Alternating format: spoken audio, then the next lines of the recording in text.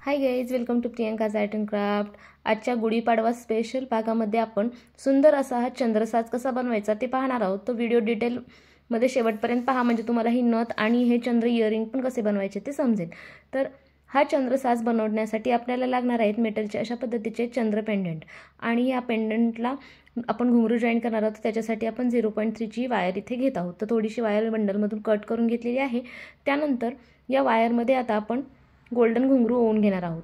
तर गोल्डन घुंगरू जे आहेत ते आपल्याला चंद्र पेंडंटच्या बाजूने जेवढे लागणार आहेत तेवढे इथे ओवून घ्यायचे आहेत। त्यानंतर हे जे घुंगरू ओवलेला जो भाग आहे, म्हणजे तो जो वायर आहे, तो आपल्याला चंद्र पेंडंटच्या बाजूच्या खाचीमधून अशा पद्धतीने पास करून घ्यायचा आहे। आणि हे जे घुंगरू आहेत ते आता व्यवस्थित चंद्र पेंडंटच्या बाजूने अटॅच होण्यासाठी जी 0.3 ची वायर आपण ओवलेली आहे ती या चंद्र पेंडंटच्या बाजूने अशी पद्धतीने पास करून घ्यायची आहे आणि याला घट्ट बांधून घ्यायचं आहे, जेणेकरून हे जे घुंगरू आहेत ते आपले चंद्रच्या पेंडंटच्या खालच्या बाजूला घट्ट इथे अटॅच होणे गरजेचे आहे। तर इथे आपल्याला सर्व पेंडंटच्या बाजूने अशाच पद्धतीने घुंगरू गोल्डनचे लावून घ्यायचे आहेत।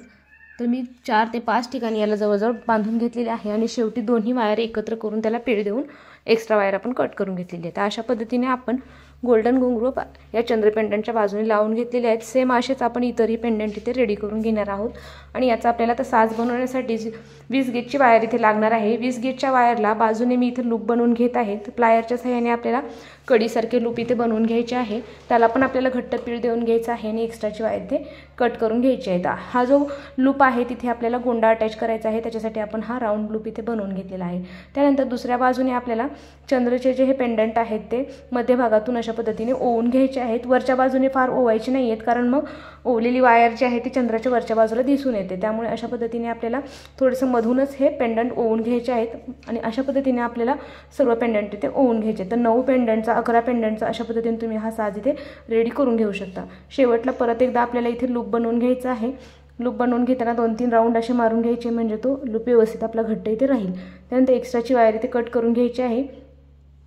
एक्स्ट्राची वायर कट करून झाल्यानंतर आपला हा साज इथे रेडी झालेला आहे।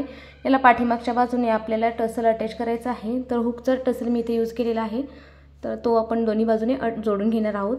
तर आपला हा साज इथे रेडी झालेला आहे। याच्यासोबत आपल्याला इयरिंग पण इथे रेडी करून घ्यायचे आहेत। इयरिंग बनवण्यासाठी सेम अशाच पद्धतीने चंद्राच्या बाजूने आपण गोल्डन घुंगरू लावून घेतलेले आहेत आणि पाठीमागच्या बाजूला जो इयरिंगचा बेस मिळतो त्याच्यामधून आपल्याला ही वायर पास करून इयरिंगचा बेस जो आहे तो याच्या पाठीमागं जोडून घ्यायचा आहे। तो बेस जोडून घेताना आपल्याला प्रत्येक वेळी जे छिद्र आहेत बेसचे त्याच्यामधून आपल्याला वायर पास करायची आहे। तीच वायर आपल्याला परत एकदा चंद्र पेंडंटच्या साईडच्या छिद्रामधून पास करायची आहे। अशा पद्धतीने आपल्याला हे पण इथे बांधून घ्यायचं आहे।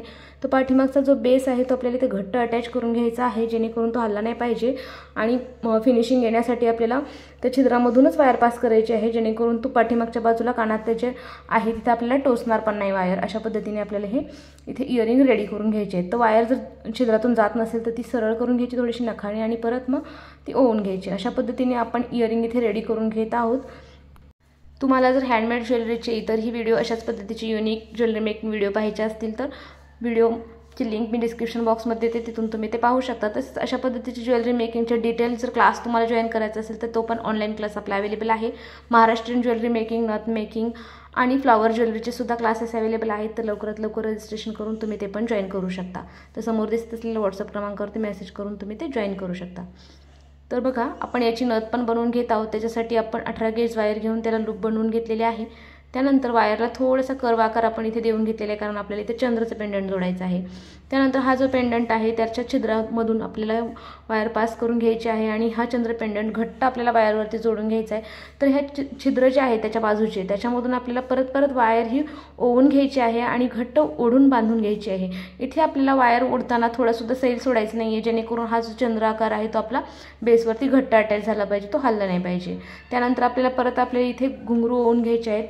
तर चंद्राच्या बाजूने जेवढे लागणार आहेत तेवढे घुंगरू आपण इथे ओवून घेत आहोत। ते गोल्डन घुंगरू आहेत ते अशा पद्धतीने आपण ओवून घेतल्यानंतर बाजूने ते पण बांधून घ्यायचे आहेत। ते बांधताना सुद्धा परत आपल्याला खाचीमधून वायर ओवून घेणे गरजेचे आहे आणि वरच्या बाजूला परत घट्ट बांधून घ्यायचं आहे। तर अशा पद्धतीने अतिशय सोप्या पद्धतीने आपल्याला ही चंद्रनथ पण इथे रेडी करता येते। सेम याच पद्धतीने आपण याचे चंद्र युपिन पण बनवू शकतो। खालच्या बाजूला फक्त आपल्याला युपिन जोडावे लागतात। त्यानंतर शेवटी मी इथे 5 mm चा गोल्डन बीड ओवून घेत आहे आणि त्याच्यावरून पण वायर पास करून घेत आहे आणि दोन बीड अटॅच केल्यानंतर त्याच्यावरून पण वायर राऊंड करून घेते आहे आणि एक्स्ट्राची वायर आपण इथे कट करून घेणार आहोत। तर बाजूचे जो वायर आहे त्याचा यश शेप आकार करून लूप बनवून घेणार आहोत. लूप जे आहे ते बाहेरच्या बाजूने वळवून आपल्याला रेडी करायचे आहे.